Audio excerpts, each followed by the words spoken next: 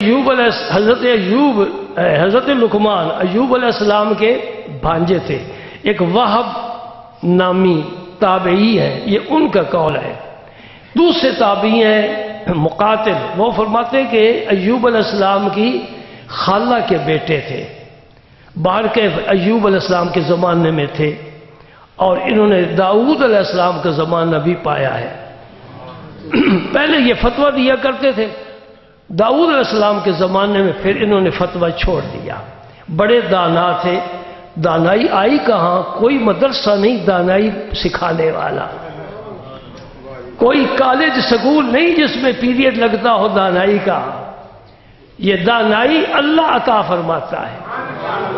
چنانچہ میں نے وہی عہد پڑھی ہے، فرمایا وَلَقَدْ آتَيْنَا لُقْمَانَ الْحِكْمَةَ، ہم نے لقمان کو حکمت یعنی دانائی عطا فرمائی، ہم نے عطا فرمائی۔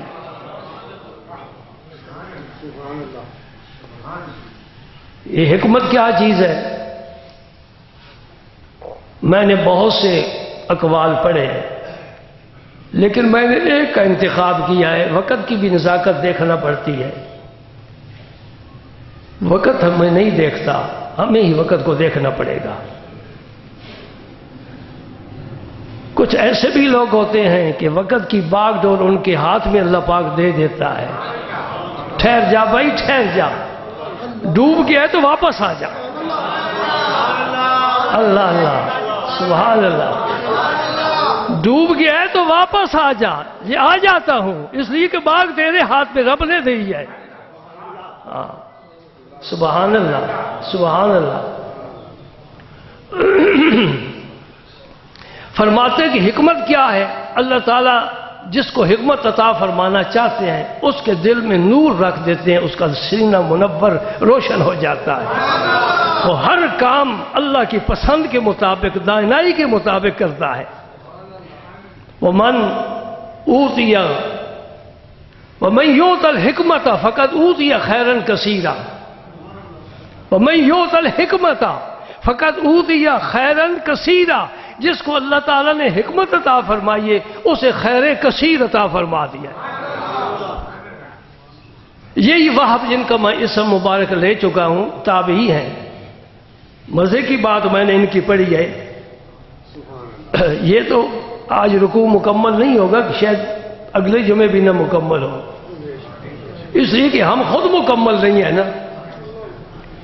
یہاں اگر ہم 70 سال 80 سال بھی گزار جائیں تو نامکمل ہی جائیں گے۔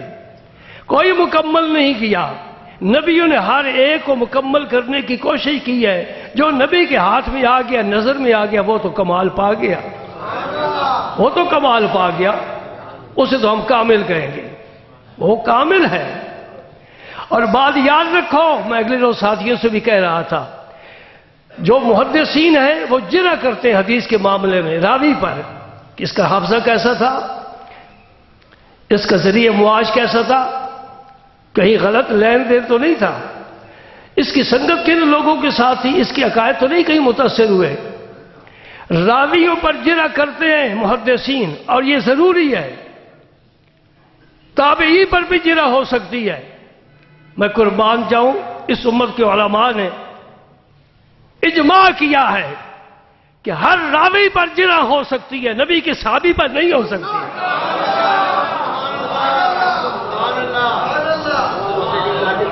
ہر عالم پر جرح کر سکتے ہو، یعنی اس کو وزن کر سکتے ہو، کھوٹا کھرا پرکھ سکتے ہو، لیکن جب تمہیں یہ پتہ چل جائے کہ یہ نبی کا صاحب ہے، خواہ ایک منٹ کے لیے صحبت ملی ہے، وہ جرح سے پاک ہے، پاک ہی پاک ہے۔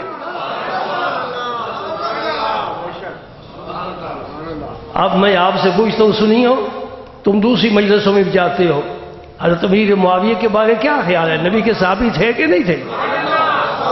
نبی کے صحابی تھے کہ نہیں تھے؟ جرح سے پاک ہے، تنقید سے پاک ہے، تیرے بال سے پاک ہے، سمجھ گئے؟ تیری تاریخ سے پاک ہے، تاریخ بعد میں لکھی گئی ہے، فیصلہ قرآن نے کیا ہے۔ قرآن کیا کہتا ہے؟ اولئک ھم المؤمنون حقا، نبی پہلی سب سے لے کر آخری سب تک، تیرا ہر صحابی سچا ہے، حق ہے۔ وَكُلًّا وَعَدَ اللَّهُ الْحُسْنَى، جس نے تجھے دیکھ کر کلمہ پڑھا میں اللہ وعدہ کرتا ہوں وہ جنتی ہے۔ دو باتیں ذہن میں آ گئی. ہم تو صحابہ کے غلام ہیں، لیکن غلامی ان کی طرح نہیں، سپاہ صحابہ کی طرح نہیں. ہم سمجھتے ہیں کہ صحابی کو مرتبہ نبی کے قدموں کی خاک کے تو فعل ملا ہے. ابو بکر کو کوئی نہ پہچانتا، عمر کا کوئی نام نہ لیتا، عثمان کی عزت کسی دل میں نہ ہوتی، علی کو شیر خدا نہ کہتے. یہ نبی کا فیض ہے جنہیں سب کو کمال عطا فرما دیا.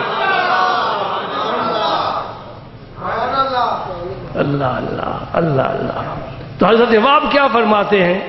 بات ہو رہی ہے حکمت کی، دانائی کی. اللہ تعالیٰ فرماتے ہیں کہ میرا وہ نبی ہے یعلمہم الکتاب والحکمہ، جو کتاب کی بھی تعلیم دیتا ہے، حکمت کی بھی تعلیم دیتا ہے. کتاب سے مراد قرآن ہے، اور حکمت سے مراد بعض نے احادیث لی ہے، بعض نے کہا کہ حدیث سے بھی عام معنی مطلقاً دانائی کی باتیں میرا نبی فرماتا ہے. حضرت واب فرماتے ہیں کہ اللہ تعالیٰ نے عقل کو 10 حصوں میں تقسیم کیا. عقل کو 10 حصوں میں تقسیم کیا. ایک حصہ پوری آدم کی اولاد میں تقسیم فرمایا.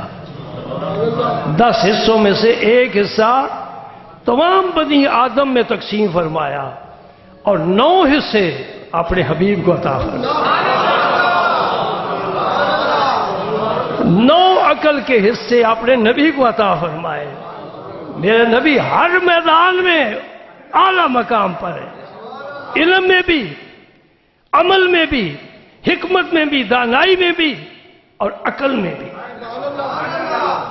سبحان اللہ. جتنا بڑا منصب ہوگا اتنی بڑی دانائی ملے گی.